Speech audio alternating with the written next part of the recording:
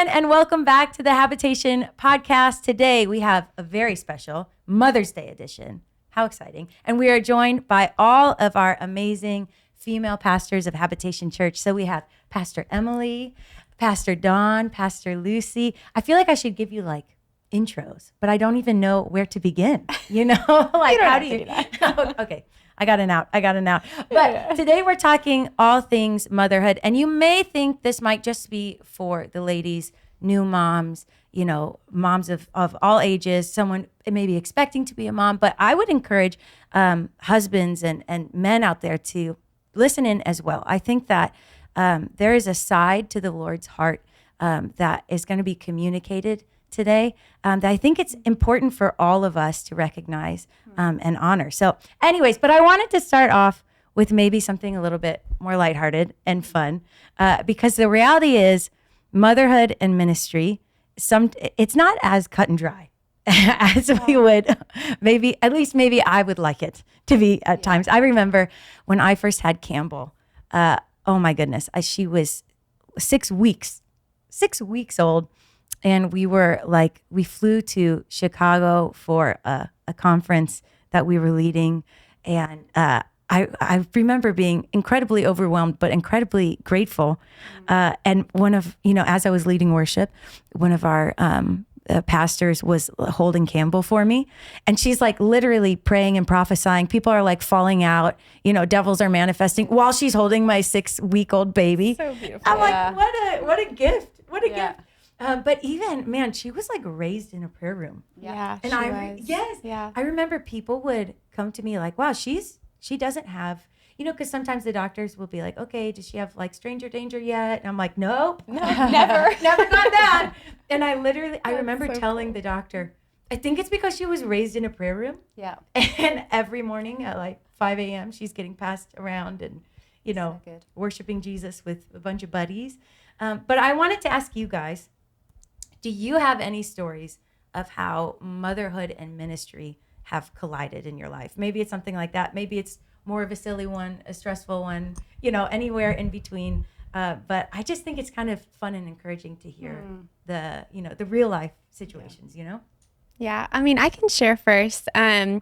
So I've been in ministry with William for 10 years now, and 8 of those been in motherhood. So I really have only known ministry as being a mom, since being a mom in those years. So for us, I feel like those stories are like too many to count. Like when you were just talking, I'm literally thinking of like the amount of diapers I've changed in green rooms or on the floor in the back, or like just explosions happening in worship when I'm like having to open or have the baby carrier on and I'm like, oh, it's just gonna be poop on my clothes, you know? It's fine. But then like the prayer room, like when we would do it, I only had 3 at the time, and like William I think was 5, Ellie was 3, Benji was like 1.5, and they just like slept on the chairs. They were so excited to wake up at 5 a.m. This was back in 2022 when we would have 6 a.m. prayer rooms, and like that whole summer was like my favorite season ever. And you'd think like, I mean, and like all the other moms did it too. Like they were just happy to like, everyone was off for summer break. I mean, we were doing homeschool, so it didn't really matter for us, but like everyone wanted to bring their kids and, you know, be in the presence of the Lord together.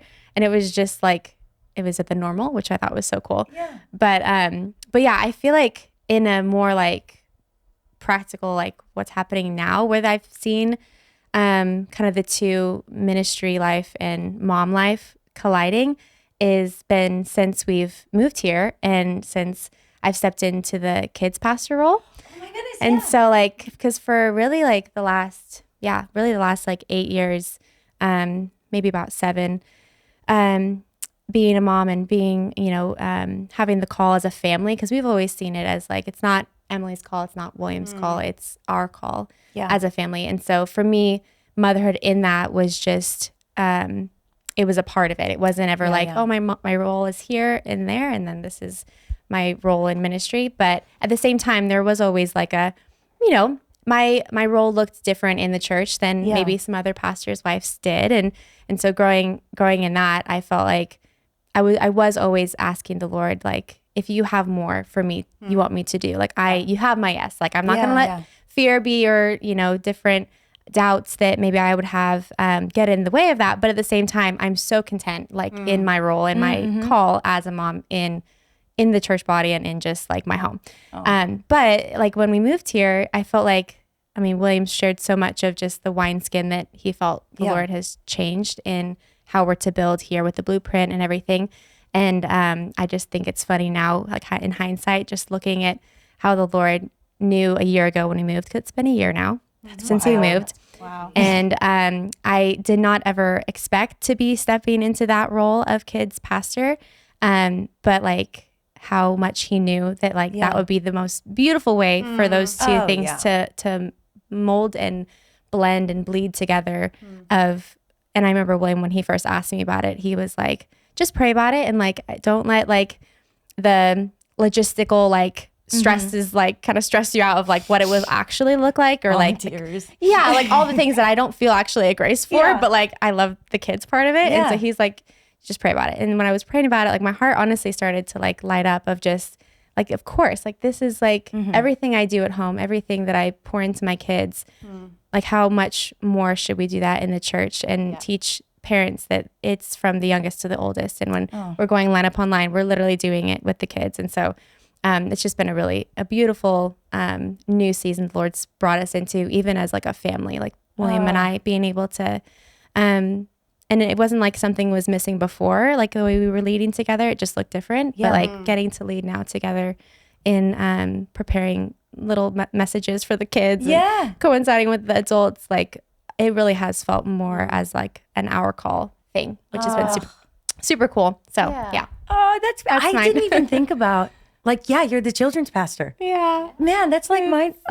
It's been a blessing. And How like, beautiful. What a joy. Do you remember when this is so fitting, because when I first had Campbell, I was so overwhelmed, and we had not like really like hung out or talked like that much. But I was so overwhelmed. I literally texted Pastor Emily and was like, can you please talk to me? Like, can I get advice from you? I'm freaking out. 2 weeks postpartum or something. It was crazy. so bad. And I was like freaking out. But in my heart, I was like, if there's someone in my life that I have proximity to that is like marked by motherhood and has like anointing and grace for motherhood, children, like raising a generation, it's Pastor Emily. So let me just like reach out and be like, help. And in fact, that is exactly what I did. But it was so life-giving. And you taught me so much about exactly what you're talking about, ministry and motherhood coming together. And I remember one of the things you told me about was like not shaming myself for not the cost, but like the time deficit and like the change that I just wasn't privy to, you know? It's a big, that was one of your questions for later. I was like thinking about just the reality of time changes when you have kids and you come with the Lord and things, but that's, man, I love it. Pastor Dawn, have anything? Well, we did ministry together as a family as well. And so our boys I have 2 sons. And so they were, sitting under the chair doing puzzles or whatever while we were leading worship. Often we were up front. So they were had to be by themselves and entertain themselves. So that was the bag of very quiet toys that came with us everywhere we went. This is a mom hack. Everyone listen up. A bag of quiet toys. I'm taking notes. Yes, they were quiet. And so they would just be sitting there under the chair. And so they really grew up as part of everything we did. So from running sound to doing overheads to, all of those spaces. And, we did a lot of ministry and they ministered with us in those moments. So that was just really precious. But I think the story that most comes to mind with this, when you talk about that convergence of ministry and motherhood, is my youngest son, he grew up playing guitar. He's really like his dad in that way. Like he can play anything. And I can play piano. That's what I play. But he can play anything. And so growing up, he would play guitar and electric guitar. So as a young man, he was already doing worship and helping to lead worship and was part of that. And I loved watching that progression of him coming up. But in high school, I think some of my fondest memories are I would go into his room and I'd be like, hey, how about if we worship together? Oh, So he would get his guitar out and we'd be sitting there and we'd be just worshiping. And, Wow. you know, we did smash up worship before it was cool. So just so you know. tell them, let them know, Pastor Ron. We were doing smash up worship Yup. back then. Set that trend. In his room, we were setting the trend. And, but I just remember those moments as being so sweet. And, Yeah. and he and I would lead worship together. And so those moments. Imagine.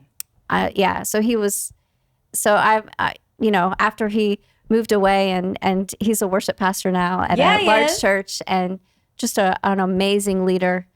Just like his dad. And just, so I just love to watch him grow and mature and how he's cares for the team and how he's nurtured the team and how he's continued to grow even as a musician. Yeah. But honestly, my favorite like worship leading times were, you know, Alex and I getting to plan and practice and lead together. And those moments are just so precious to me. So I think that's kind of one of my favorite kind of merging of, and, you know, there have been times post that when I think about him or I pull up worship, you know, I have my little Dayton Vineyard playlist because I add him too there, and his wife leads with him, and has a lovely voice, and he's taught her how to play different instruments. So, anyways, just it brings tears to my eyes at times to think that God would entrust me with a child, and give me the opportunity to nurture and to pour into him. And to be present with him in those moments, particularly as a teenager. Like that can be the time that, you know, kids can try all kinds of different things, right? Yeah, they for don't have to, but it's always the potential there. And so to be present in those moments and to be pouring in that way and nurturing that side of him. And now to see him flourishing in that position, in that place. So that's my favorite story. Can I ask, would you speak into that a little bit more? How you're talking about those teenage years, you're leaning in. But even I heard you say, you walk in his room and say, hey, why don't we worship together? Like, is that conversation that simple? Or is there some like seeds that you've been planting along the way? Or what does it look like to steward your kids like how you just described? What does that look like practically? I think to start with, I think we talk about teenage years and that can be like the scary, like, and there's almost this built-in expectation of parents that your kids are going to just lose their minds. You know, I mean, it's kind of this, so everyone's like, oh, it's the terrible twos. Well, okay, it doesn't have to be. Or the terrible threes or whatever, you know. And so I think our expectation determines the outcome. And so as they were growing up, people would say, oh my goodness, they're coming into their teenagers. And I'd be like, those teenagers are no different than any other year. It's what I'm going to expect out of them. And my expectation for them and how they behave and how they respond and is not changing. And so I didn't treat them any differently, and I didn't give them, and I think, you know, we've talked about that. They've been like, why, you know, what was different? They kind of assessed, like, how is our household different than their friend's household? Wow. And, you know, we weren't like, we didn't have a hard and fast, like, you have to be, we weren't a legalistic family, I guess, in that sense. There was a lot of grace, but they knew the expectation. So I don't know exactly how we did that, but I think even as young children, like I would always give them choices. Like I didn't just, I mean, there are some things they don't get a choice, obviously. True. But fair. But even little, be like, okay, so you can have peanut butter and jelly or toasted cheese. Okay, these aren't life or death. But it's empowering to a degree. But it's empowering you. And so all along the way, I would always empower them to make decisions. Wow. And so I think that was part of it. And, you know, some people child-proof their house, and some things, you know, don't put your great-grandmother's $1,000 vase.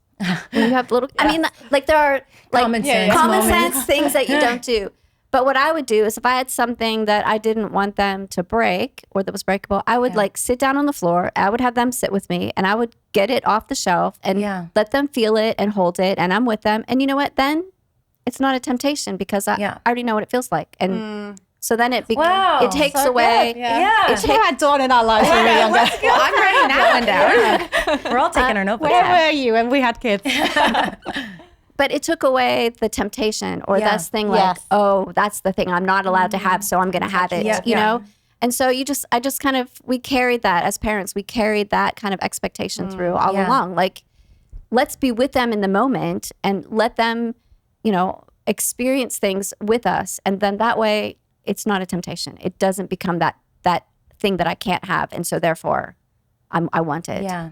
And I homeschooled them all the way through high school. Yeah. So I was always in their life. So there was just that kind of proximity and conversation. And I love that. And I wouldn't have wanted it any other way. Yeah. It doesn't work for every family. I get that. But for us, that was, I think, one of the most beautiful pieces of it as well. So that is beautiful. I almost hear you saying, like, you see them how the Lord sees them, not like as their age, or not necessarily like the stereotype that society has been speaking over them, but you view them with the lens of heaven and kind of carry that as the standard and the expectation. And it's like, yeah, they meet it, you know? And when they fail, you're there to hold their hand and pick them up and walk them through it. But it's like it's almost like you're pastoring your household. Like, they're your first congregation. They're your first call. And you're viewing them with this prophetic heavenly lens. And anyways, I think it's beautiful. yeah, I did that. So I had prophetic words over them. So my last little piece of that. Yeah, so I please. actually wrote them out and I had them on a big, like a board. And so literally it was over their bed. And so I would read them to them. And so pray over those. So so what are we speaking? What you speak over your children becomes so important. And so those prophetic things. Yeah, for sure. So, you know, what we say about them is very important. So, you know, you can even just in passing be like, oh, they're messy or they're whatever. And while it might be true that they're messy, Words matter. words Words matter. matter. Yeah, for sure. And you get out of your children what you put into them. Yeah, so good. Okay, so here's a question, because I hear you saying that, and honestly, that's one of the things for me as a pastor, like how I lead the people that I'm trusted with. Like, it's kind of hearing you say that out loud, it's almost giving words to something that I hold in my heart for the people that I pastor. Also the people that I mother, you know, like as my actual daughters, earthly daughters, but also like in the spirit, like the people that I would say that I mother in a spiritual sense. This is kind of something that I would hold and use. Like, no, I'm not going to look at you with an accusatory finger, but I'm actually going to hear heaven on your behalf and speak this over you and kind of hold this as the standard. And so I'm wondering, is there anything like this, or it could be exactly what you just said, and we can call it a day. Or maybe there's something else too, that it's like, okay, I've picked this up as a mother. I've learned this as a mother, and I've applied this as a spiritual mother. Can I answer? Please. I'd say a lot of it has been learning to be a daughter, which is funny because when I was thinking about this question, I was like, I have learned a lot as a mother, and there's a lot of things I've taught my kids and affirmed them in and spoken truth over them in. But so much of mothering others in the church as a pastor comes from learning my identity as a daughter and being so secure as a daughter. Because if I don't know how secure I am, I'm just going to lead out of insecurity and I'm going to put on other people what I shouldn't put on other people or expect things of other people. And so as I'm affirmed, as I'm so like grounded in the love of God, then I'm going to love out of the love of God, and I'm being able to speak truth and life over people because I want to see them grounded in the love of God too.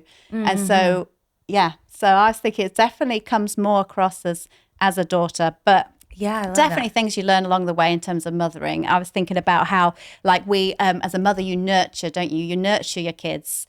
And you really care for your kids practically. And I feel like some aspect of pastoring as a mother figure, you're nurturing the people, you're caring for the people, you're speaking life over the people.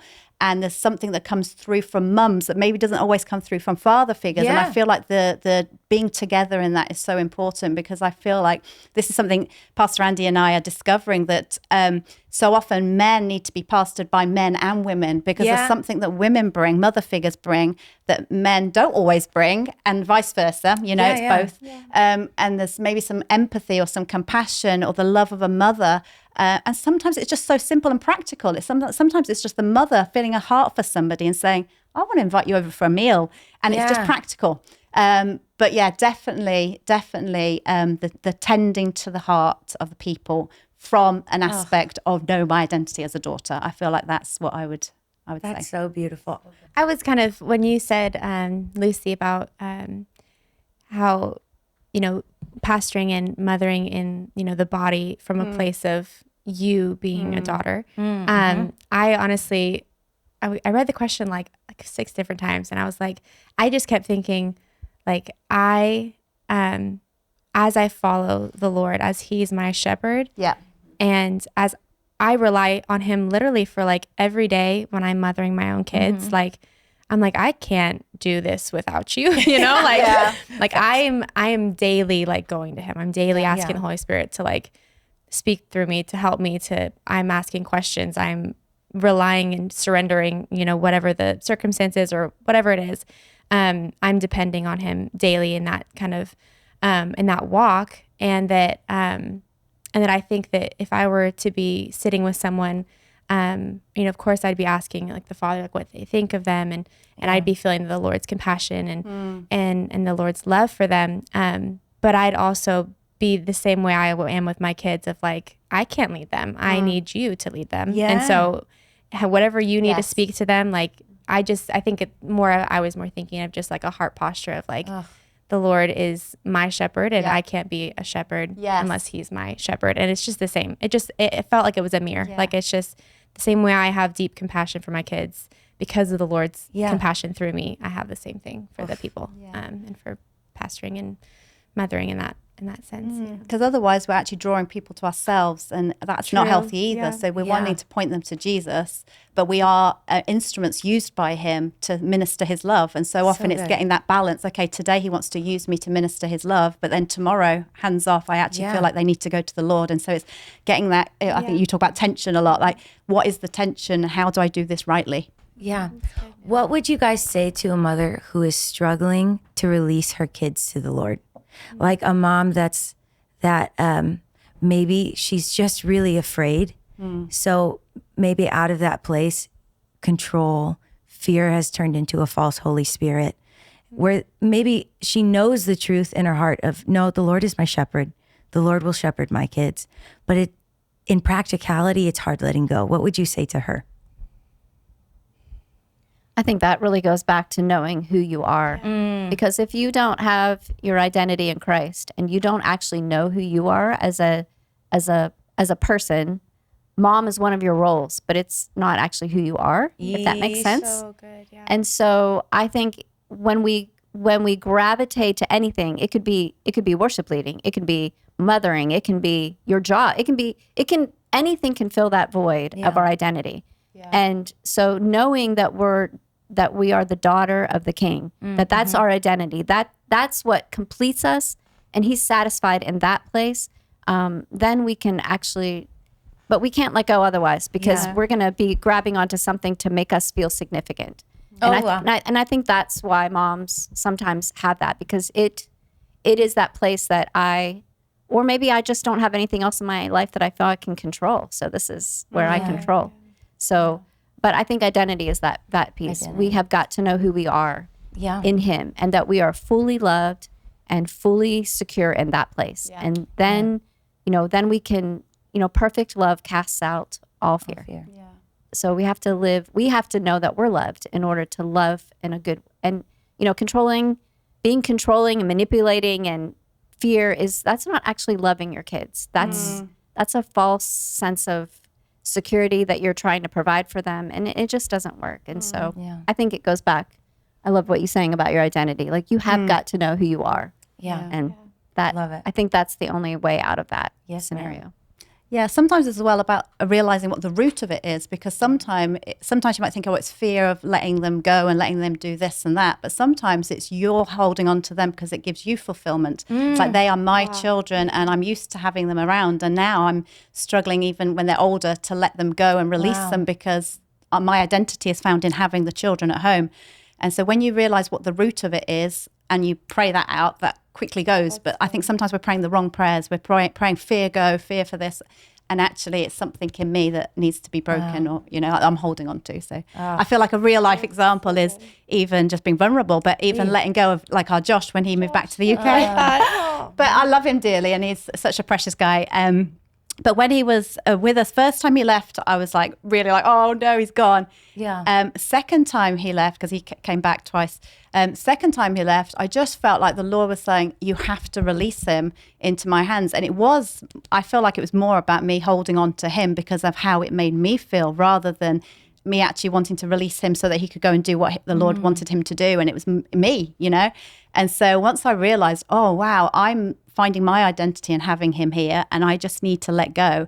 Literally prayer and it was gone. And like people say, how are you feeling about Josh being gone? I'm like, I'm fine. Like I'm so pleased that the Lord has need of him and he's where he is. And I'm not feeling that burden of, my son's gone. And I know so many people struggle with this when their kids move out. I've got a friend, for months, she couldn't cope. She couldn't cope. The child had moved out and she couldn't deal with it. And I feel like she'd taken it on and it was a fulfillment. It brought her some level of fulfillment or identity. And it's recognizing what the root of it is. Because once you know, then it can be dealt with really quickly. Wow, that's beautiful. So good. I have nothing to add. That is just so good. Just love it. Fully, yeah. Wow. I think it's so beautiful. You guys, okay, moving on.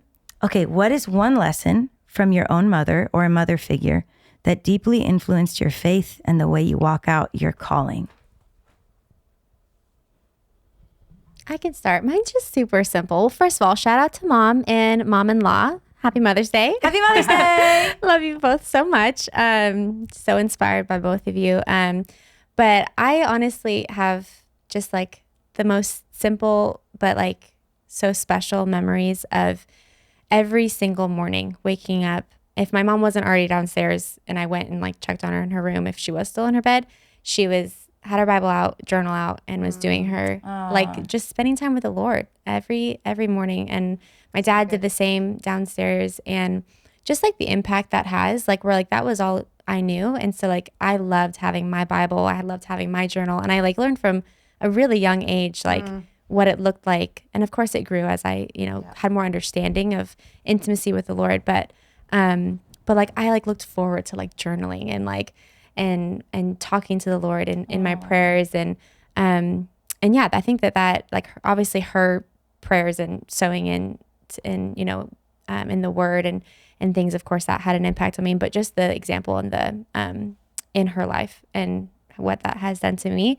and then my mother-in-law, honestly, very similar, but in mostly stories that William has shared with me, and then obviously encounter that I've had with her. But just of a faithful prayer mama, and just the way that that she would wake before all of the 4 children, before school, whatever it was, and she would just devote her life to praying for her family, and for her husband. She's shared with me prayers that she prayed over Cito, which is my father-in-law, and just the strength that put in her and in the Lord, but also how prayers are so important in a family, and yeah, just getting to hear like our lives have kind of ended up being very similar in that we both had 4 before we were 28, and we both had 4 under 7, and so it's just like it's been really a blessing to be able to have someone to really go to and ask questions for just practical ways of doing ministry, and this is exactly the conversation of just being a mom and a call to ministry. Oh, that's so beautiful. So, yeah. Wow, love it. Pastor Dawn? Well, shout out to my mom and my mother-in-law. My mom's actually 90, so and she gets she's around. Beautiful and too. I hope I have a mind and can get around as good as she does at 90. She's amazing. She's amazing. She's amazing.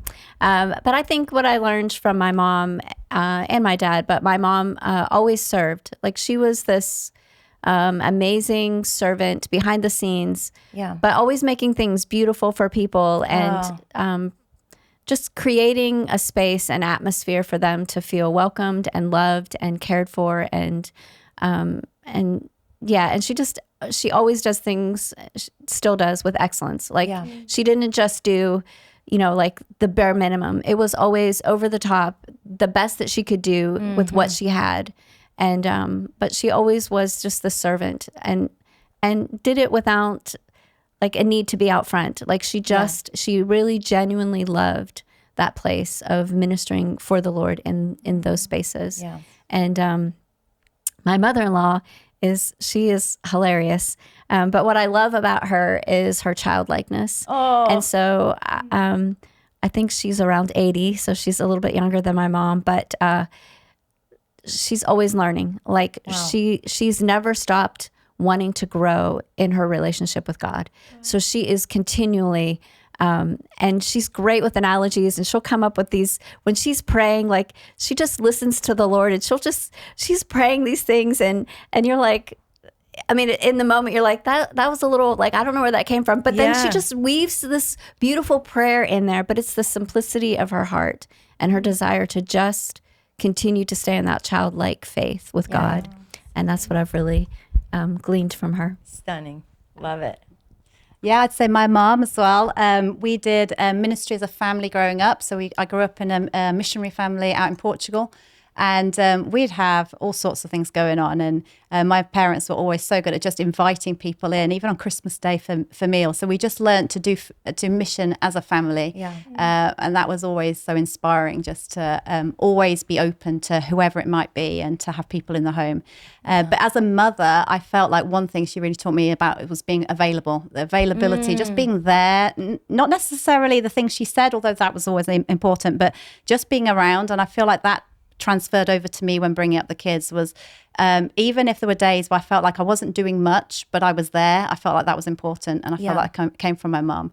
And I feel like as well, not to mark out your space in where you feel like there's a calling on your life in ministry and you feel like, well, I've got to do it now, otherwise I might never do it. Yeah. I feel like there's a space for, the Lord will bring that back to you, but there's a primary calling, which is to raise your children. Wow. And there's seasons where the Lord gives you more intense time with your children, and other times where you have to work as well, and you have to balance that, and both are completely valid. But it is a primary calling to raise your children. And where there's a calling of God upon your life, it will always come back. You don't have to fight for it. It'll come back, and the Lord will open that up. So just that leaving it on a back burner until the Lord opens it up. Oh, I love it. Well, shout out also to my mom, Kendall Campbell, a real one. No, my mom is really, really incredible. Truly. Like I wish I could share her entire story with you guys. I think she's just absolutely amazing. But some of her traits that I am so grateful for is she is so long suffering. She's so tenacious. She never her faith, I think, was probably tested every 2 seconds, and she never let up. Like her story is so, really, it's so beautiful. But I mean, she went through hard thing after hard thing. My dad in Afghanistan. Can you imagine, you have 2 teenage kids, and then your husband leaves for 2 years to go to war, and she's just holding it down. Wow. Meanwhile, I'm having seizures all of a sudden. She went back to college in the middle of all of this, thing after thing, trial after trial. And she never relented. I talk about praying mom. I definitely have a praying mom. And I remember she would have these prayer albums, of just literal albums of prayers getting played over us. And she, to this day, I think my mom is incredible about leaning in and seeing people. And I think it reminds me of Elroy. The God who sees, so intentional, doesn't miss a thing. Even something so small, my baby Campbell was I like your turtle. And so all of a sudden she's sending him pictures of this turtle in random places in her house, which might seem so small, but what joy it gives my daughters. And I think sometimes when we look at the Lord, sometimes we might think oh, well, he's God, he's busy, or he's got the whole world in his hands. Yeah, the whole world is overwhelming. But it's well, no, he cares about these little things. Yes. And I think I see him in those pictures that my mom sends to my daughter. there's this intentionality of, I know this makes her heart smile, so let me lean in and see her in this moment. Anyways, love you, Mom. Happy Mother's Day. But okay, moving on. What encouragement would you give to women who are trying to faithfully navigate the call of motherhood and the call of ministry, or just life? You know, I remember there was a time, you know, my husband and I both are in vocational ministry. So I'm leading worship. He's running sound. I remember Campbell screaming, absolutely losing her mind as like a baby. Wow. And I'm in the middle of leading a set. This is in the middle of the set. And he like turns on the talkback mic and just points it. Campbell scream. The whole band just hears immediate stress, you know. And then the mic pans back to Jathan and he's like, "Help me." During set. In the middle of a set, you know, poor guy. He has a whole bunch of it on his plate too. So my team, being an incredible team, they're like, "We've got you. Go handle what you need to handle." Wow. Shout out to Risen Nation Dallas. Yeah. Love you guys. Bless you guys. Helped me in a really hard season. But anyways, so I think of women maybe like me. You know, Pastor Emily, you've spoke so much into my life and have helped me through a lot of those ups and downs of motherhood and ministry. But maybe there are other women who aren't called to vocational ministry. And maybe, you know, there are some women out there that's like, okay, life is incredibly challenging with all of these kids. Would you speak into them for a second? Kind of pour into those ladies. Can I share a story? Please, I love a story. So I was 8 months postpartum with my first. So I always think it's funny when people ask, like, not funny, because they're just asking like a nice simple question, but like, what was like the hardest, like going from like 1 kid to 2 kids, 2 to 3, 3 to 4. And I was like, they usually don't ask 0 to 1, right? And so I have felt, and my story, like 0 to 1 was far like the most challenging, the most like pressing between any of the other, you know, 1 to 2, 2 to 3, 3 to 4. And of course, you know, there's like realities of like your life changes a lot too in those ones. I'm not discounting any of that. But for me personally, like there was such a death to self when I went from no children to 1 child. William was my first, and he was so colicky. He had like horrible gas. So like for the first like 6 months of his life, he just cried. Literally like all the time. William and I, big William, Pastor William, and I would have like trade-off sessions, like between like holding him from like, because he would have to be upright, and so he'd have to be held from like 9 to like 12. One of us would hold him, and then like 1 to like 3, the other one would hold him, and then like he'd finally fall asleep at like 4 a.m. So like just like right in from the beginning, we were like thrown into like, this is what having a child is like. Wow, no sleep. I'm like, will I ever sleep again? He didn't nurse, so I just exclusively pumped, which again is like a full-time job, so intense. And so it was like month 8 or 9, and William was traveling. I mean, he was going probably 2 to 3 times a month to do Power and Loves with Todd.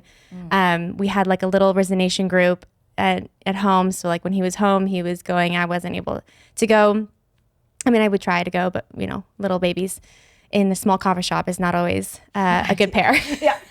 But anyways, so I had this like moment with the Lord one of these days, because I was just so overwhelmed in the fact of like, I didn't feel like I was getting the same time I was having with the Lord. I felt like he was disappointed in me, the Lord. I felt like I was just striving like to like just get 5 minutes with the Lord. And then even when I was with him, spending time with him when I had the time, I was just feeling so guilty. And like was I even like, like I would see my husband and what he was seeing all around the world, signs and wonders and miracles. And then he'd be, you know, studying and spending hours in the closet trying to get ready for, you know, preaching on a Tuesday night or whatever. And I just found myself in such like a, just like discouraged place. And it was just like one time during nap time that I like went in his office, probably to complain, William's office. And he was playing some worship song called The Father's Heart that I think Elissa Smith wrote from Upper Room. And it just was playing. And I just sat like sulked in his like prayer chair when he was over there. And he just like left because he knew I was like going to have a moment with the Lord. And the Lord just met me. Like this song was like literally the Father's heart singing to the people. And so like literally it was just breaking all my, honestly, like walls too that I had built, that like trying to be like religious walls, honestly, like trying to be strong enough, trying to have it all together. Just stuck in like performing for acceptance, for love, and feeling like I wasn't doing enough. Felt like, it's all the things that I feel like William is nailing right now, and like the word and stuff of like, of like you have to work to be close to him and all these things. And he just was like singing over me, like his love and his pleasure with me. And like to stop the striving and this reality of not only that motherhood is holy work was like brought into my heart, that I just started to like literally just give my whole life to the fact that like I get to partner with Jesus to raise my kids, and that's holy. And he literally like is so loves that and pleased with that. Yeah. But then also the reality of like he abides in me, and that my worship unto him can look like changing diapers if my heart is giving an offering to him. Yeah. And that was like I'm so thankful for that moment, because if I had gone through like years and years of mothering not having that, I think I would have been so stuck, even more stuck in like striving and condemnation for not having, the spiritual life that maybe someone else had or whatever. But it really instilled in me this like this abiding in his love, and even like the dependency is the purest form of worship. And so like the way that my kids are dependent on me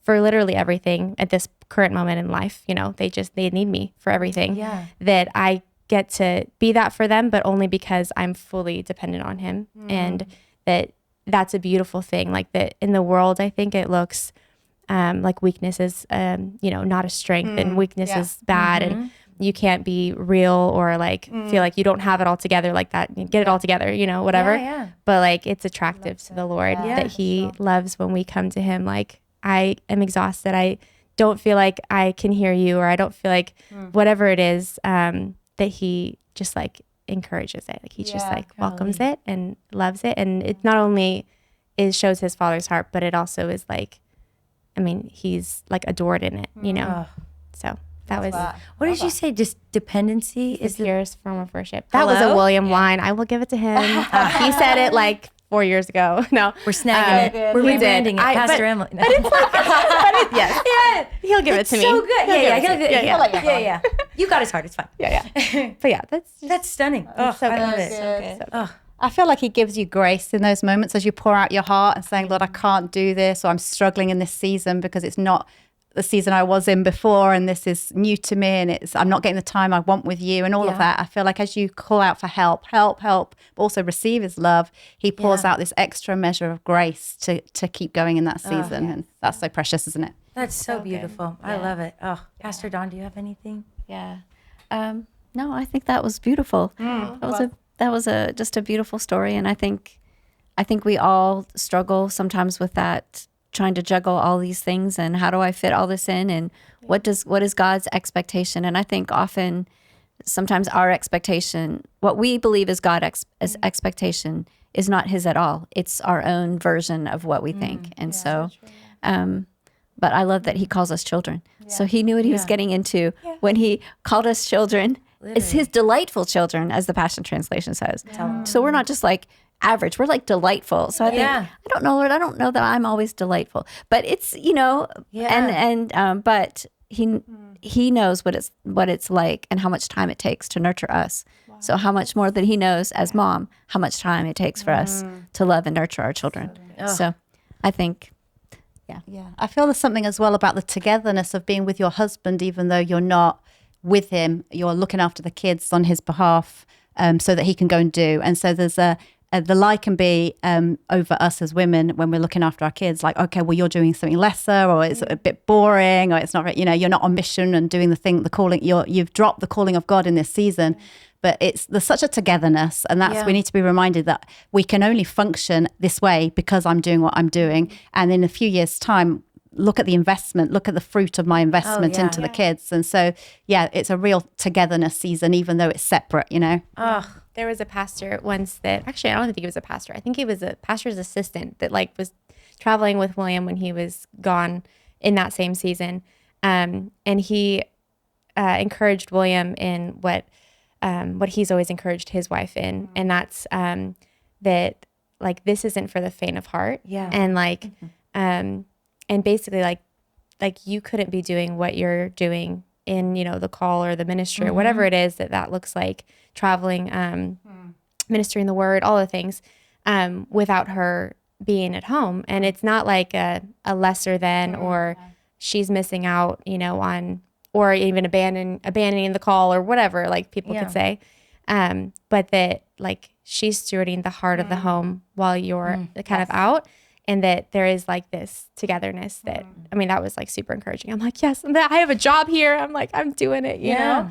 And again, it's partnering with the Lord too on what we're called to as a family, It's important. I just want to speak into another area. There's times where we really feel the purpose, even though it's really tough and we've got our little kids at home and we're looking after them. There's a lady I was speaking to today on the phone, and she's in a season where her kids are slightly older, but she's in secular work, but does feel the call upon her life for ministry, but she's not in that season yet. Yeah. And so there's seasons where you don't feel like it's justified because I really need to be at home with my little ones, but you're not quite in the next season yet. There's a season of waiting. And that's also a tough season where the Lord's called you, but you're in a waiting time, and you're just having to lean in and listen to the Lord's heart in that time. And my encouragement to her was something that the Lord spoke to me, which really helped me, is when we're in a waiting season, we know the Lord's called us to more, but we're not quite there yet. And there's something that's happening, and we're having to kind of just lean into that waiting. The picture he gave me, which has really helped me, was if you go to a park with some children and your own children, take them to a park and you get there, and instead of just letting them go, you just stand there with them at the entrance of the park and you just say, okay, right, before you go, let me just give you some instructions. You can go on the swing and you can go on the slide and you can go on the roundabout. I'm going to be over here and the water's over there. And you give them these instructions and you say, now go. And quite often in waiting seasons, it's not a punishment. It's not the Lord saying, okay, well, no, you're not in ministry at the moment because, you're time out and you're in punishment. It's a season of the Lord wanting to really download some things to you. He wants to teach you. He wants to give you some instructions. He wants to teach you more in the word and take you deeper. And it's to lean into what are you doing in this season, Lord, as I'm waiting, because the call is real and you've spoken so clearly, but I'm not quite there yet. And so there is an aspect of raising up a family, but for some people, especially this lady I was talking to today, it's the waiting in those seasons of waiting of what is the Lord actually asking me to do, or what's he showing me, so that I can lean into that more fully and receive all that he wants me to receive, rather than be frustrated. And for her, it's a disappointment of, but I want to be there and I'm here. So, man, that's so beautiful. I love it. I think the challenge or the danger of that disappointment is that we miss the present season. Yes. And so I think, it's so easy to be looking there, or we want to be there, or we know we're going to go there, and all the promises of God. And so we're trying to move toward that, and we miss the beauty of this. And so I think as moms, just being present in the moment, because they're little now, but it goes really, and you hear this all the time, it goes really fast, and in the moment you're like, this is not fast, this is slow. I've changed 30 diapers today. This is not slow, or this is not fast. And but it really does. And so I think as moms, just savor the moment, enjoy the moment, whatever the moment is, and not get ahead of what God is doing, and let him teach you what he wants to teach you, but just enjoy. I think God gives us those moments so that we can actually just enjoy life. So just enjoy life. Don't worry about tomorrow. Has enough care of its own. Just be present today. Yeah. I love it. Sorry, something else, but I feel like the Lord's so sorry. practical in those moments of despair where we're like, Lord, this is so hard. And, and he wants to give us solutions to how it'd be easier. And I felt like once it was a different situation, but I felt like the Lord say to me, what would make it easier for you right now? And I was like, wow, he actually wants to help me come to a solution, And so when we're feeling maybe lonely or we're feeling like, oh, this is such hard work, raising these kids and maybe husband's away or whatever. And we're like, I don't know what to do. I'm struggling with this. The practical advice from the Lord quite often is, well, what do you need? Or his question would be, what do you need? And as we respond, he'll meet that need. And so often it's like sending you a friend or I don't know what it might be. But yeah, just he's got practical solutions for every problem. Yes. So good. Oh, he cares. I love that. That is so good. I think like there's something so beautiful about how kids force you to slow down to a degree. Like I'm looking at us and realizing, okay, Pastor Dawn is in a season of motherhood where her kids are grown with their own families. Pastor Lucy has like grown men and teenagers. Pastor Emily has adolescents in her house. And then I have like babies, So we're all in these like really beautiful seasons of life. And I'm realizing with babies, I have to slow down. Yeah. Like there's really no in between. And I had this pause of like, maybe that's part of the point is to actually slow down and be present. Like one of my most favorite verses in Psalms says, be here, the king is wild for you. And sometimes in my own life, I struggle to just be here, and like make eye contact with the king. And I think about, the Mary and Martha tension. So often I can get caught in, okay, what needs to be done? The house is a mess. I have a whole bunch on my to-do list. I have to call these 16 people and all of my things, when in fact, one thing is needed, and he actually is so present in those moments. He's so present. He's so close. He cares. And he doesn't care about the burnt offering. Like he doesn't care about the checklist and the, that. He cares about the burning heart behind it. And he sees the burning heart behind it. And he's so present. And I think like in these moments where I am in fact broken, and I am weak, he's actually attracted to the brokenness and he comes close. And I almost think that sometimes I can look at my babies as a hindrance of like, oh, you're slowing me down. And the Lord's like, good. It's actually a gift. Like, slow down. Be here. The king is wild for you. But I want to ask you a question that I'm the most excited to ask, which is, how do you see the heart of God reflected in the role of mothers, both biological and spiritual? Basically, how is God's nature revealed through the feminine expression? Might be a hot take. Might not be. I don't know. I'm pretty excited to hear your answers. This was the one where I was writing. I was like, Pastor Dawn, do you want to kick it off? I see your wheels turning. I think it's the nurturing part of God. Yeah. Obviously, I mean, I think that's kind of the obvious answer. So I'm not sure if that's what you were going for, but I think the nurturing and the seeing, like stopping to see. It's not that dads don't stop to see, but I think moms are the ones that get to sit with kids in the moment when their finger's broken or they're, like just sitting with them in the mess, whatever the mess is. Yeah. And I think,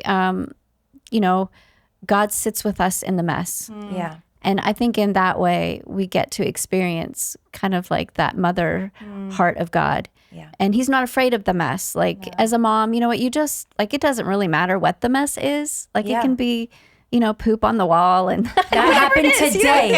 Today, Noah finger painted with her own boom boom. Yeah. It's crazy. Sorry. Back to you, Pastor. Yeah, no. So, I mean, but as a mom, you're just like, I don't know. You just have this thing. Like you just, like everyone's throwing up and you're not throwing up. You're cleaning it up, but you're not throwing up. Or I don't know. It's like this superpower that God gives moms truly to be in the mess and not be overwhelmed. Wow. It's not that we never get overwhelmed by the mess, but and I think that in that way, the Lord, I love that about God, that he's not afraid to be in the mess with me. Yeah. Because, I've had mess in my life.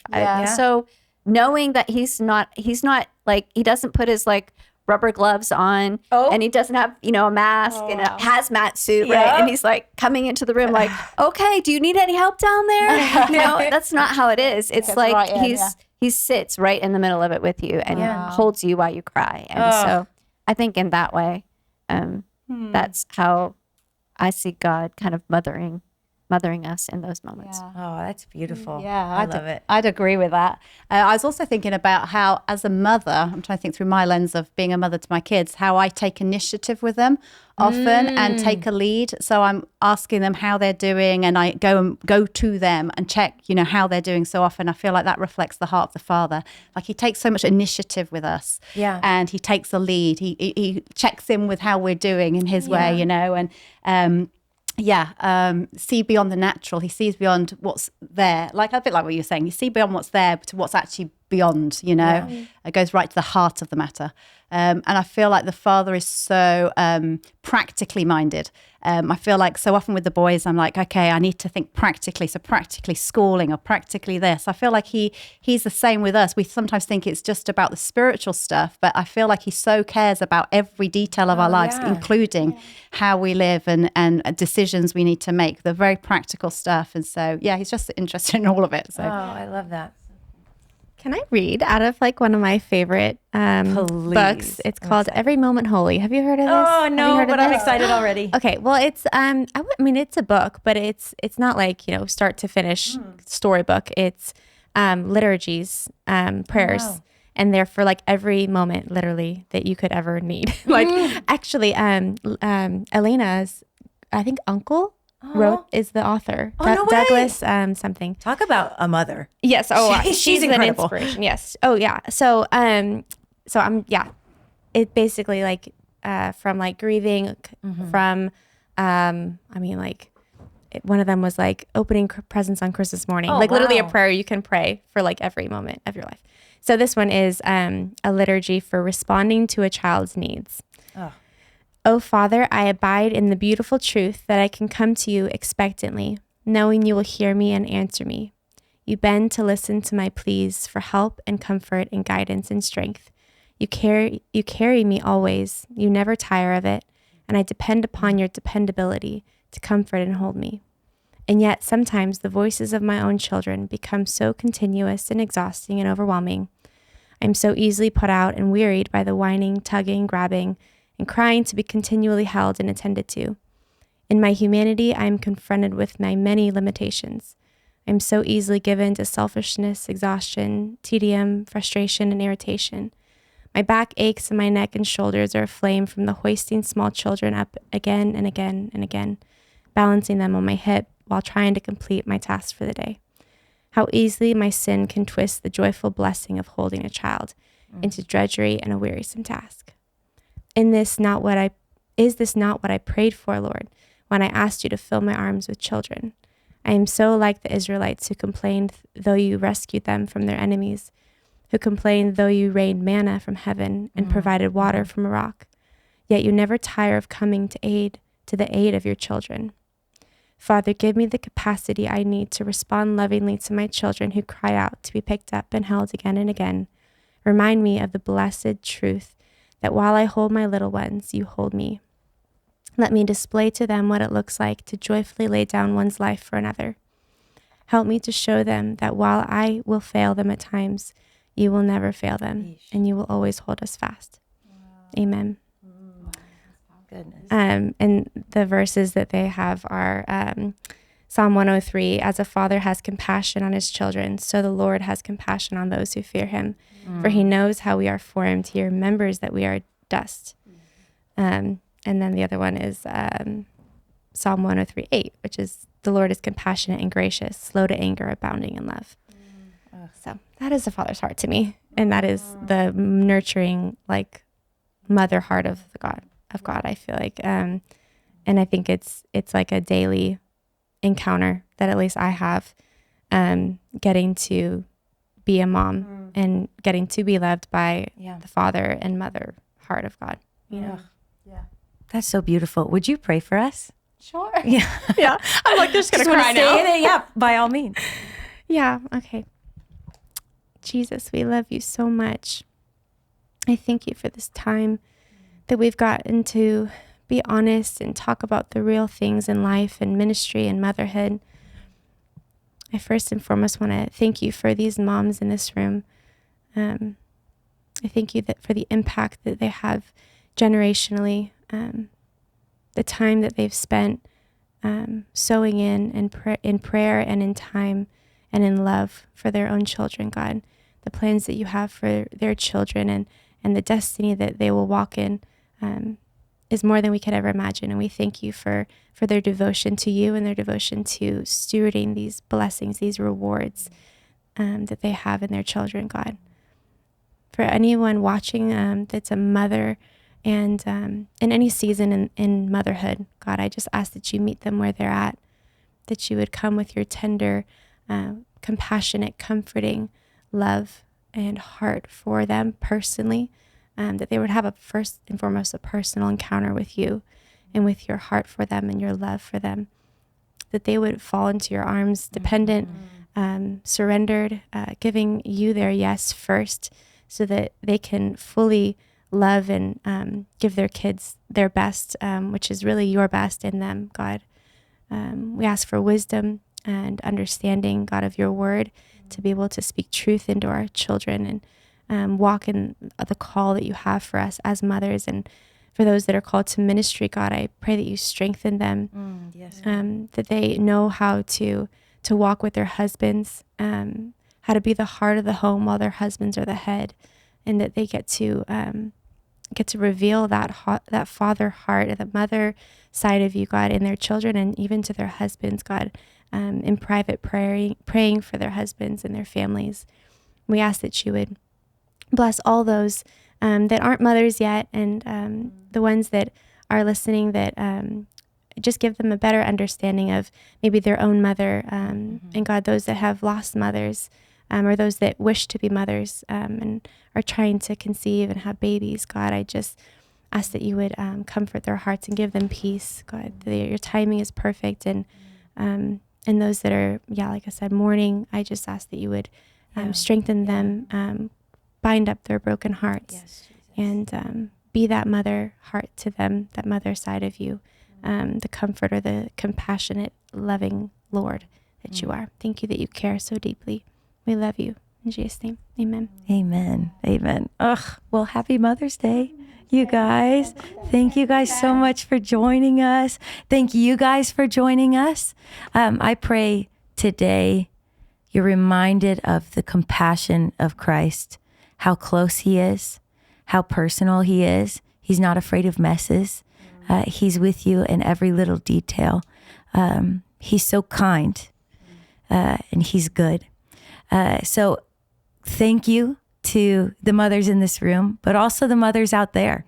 Thank you for all of the moments seen and all the moments that might not be seen, for all the moments that are victorious and beautiful, and all the moments that maybe look a little bit more like cleaning poop off of a wall. We love you. We honor you. We bless you, and we'll see you next time. Bye.